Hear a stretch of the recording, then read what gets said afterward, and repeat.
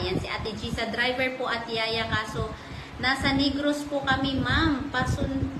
Magsusundo ba kayo, ma'am? Ayan, nagsusundo po kami around Metro Manila. Ayan, ngayon ngayon.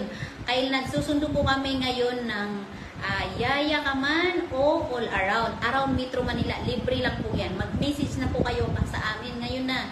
Ayan, sa mga probinsya, kailangan nyo pong lumuwas ng Maynila, syempre. At dahil malaki po yung sahod na binibigay ni Maids Plus, luwas na po kayo. Yan na lang po yung sacrifice niyo habang nag-a-apply kayo. Yung iba nga dyan, sila pa yung kumukuha ng kanilang NBI at police at medical. Ayan, kung saan-saan pa sila nakarating. Kung saan-saan pa sila nakarating mag-apply ng trabaho. Ito, nandito na po kami, nagla-live na po kami, live na live. Kami na po yung lumalapit sa inyo na dito na po kayo mag-apply at legit po itong agency na to at hindi po kayo magsisisi. Talagang bibigyan po kayo ng trabaho kapag ikaw ay 18 to 48 years old to 50 years old, pwede pa pong mag-apply as kasambahay. Ayan, 10,000 to 15,000 to 18,000 starting salary. Ayan, mag-apply ka na ate, halika